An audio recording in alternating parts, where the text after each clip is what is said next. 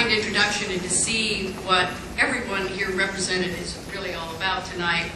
It's an honor and it's a pleasure for me to be here because you are the future of the great state of Washington and of this country. And the spirit that brings you here is really what will make this country and this state successful in the future. I can't think of any group I'd rather be surrounded by than a group of students and those who've made it possible for them to be here in a spirit of community support and activism and volunteering. You are the best and the brightest, but beyond that, you have learned at a very young age that it is your responsibility to give to your community, and you have done so in amazing ways. You understand that public service, contributing to your community, and to making sure that you're making a difference in the lives of others is really one of the most fulfilling things you can do in your entire life. So it gives me a great sense of hope to look out here and to see you. All too often, with all due respect to my friends in the media, we hear about others that are of high school age, about folks like you who give back and make the community a better place in which to live. So if only the media would be here tonight to see really what the future of this state and this nation is all about, they too would have hope.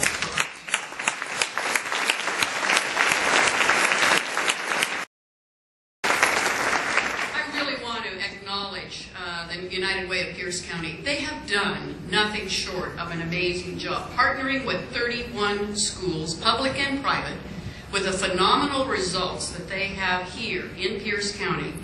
I am a firm believer, as I think Miranda just said, that acknowledging a student's service in this way, by awarding them a varsity letter, is exactly the kind of recognition that is deserved, and I personally believe it is as important as any letter that could be earned by a musician or an athlete or an academician. So congratulations to each and every one of you on earning a varsity letter.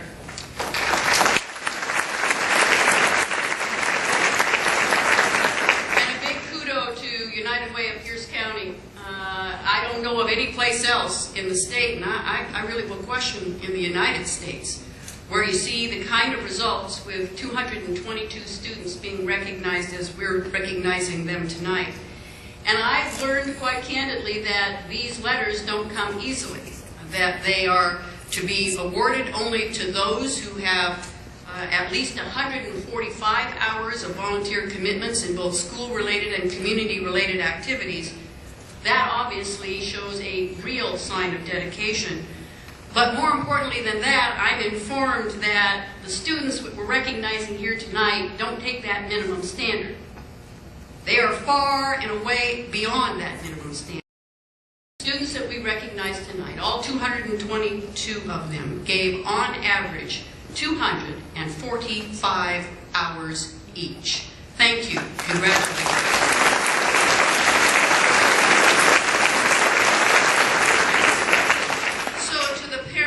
And the grandparents and the loved ones that are here tonight. So I'm sure that with this information in hand now, you give them a little bit of break on the room or doing the dishes, because they've been out making our communities better and stronger.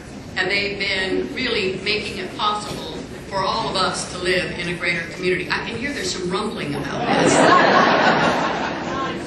All of the students who believe in what I just said, give me a shout out here. Okay, to the parents, come on, just a little bit on the room and, a little bit with the dishes. I had to give it up with my two girls, and I didn't like giving it up to anything like you.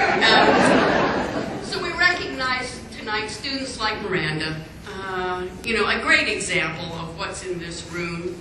She has completed not the 145 hours, but 451 hours of volunteer service with her 4th year letter. Congratulations to her.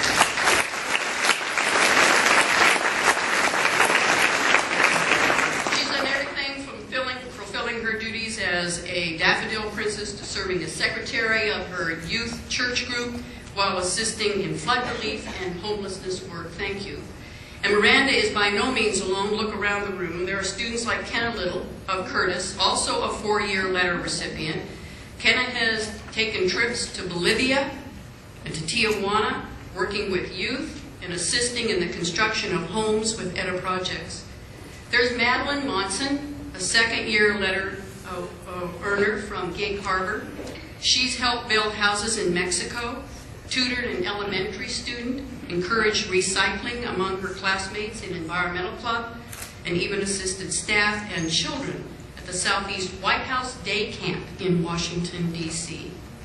Michael Smith of Graham Kapowson High School is a member of Key Club, National Honor Society at his club, volunteered with the Puget Creek Restoration Society, and a member of United Way's Youth Leadership Council.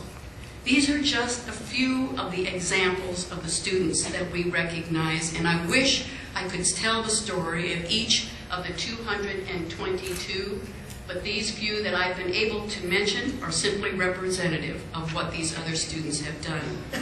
All I can say to each of you is congratulations. I'm personally very proud of you. I know those in this room are, but imagine the appreciation and the pride of the community at large for the work that you've done inside the school, for work that you've done outside in the community. I'd like, if I could, to share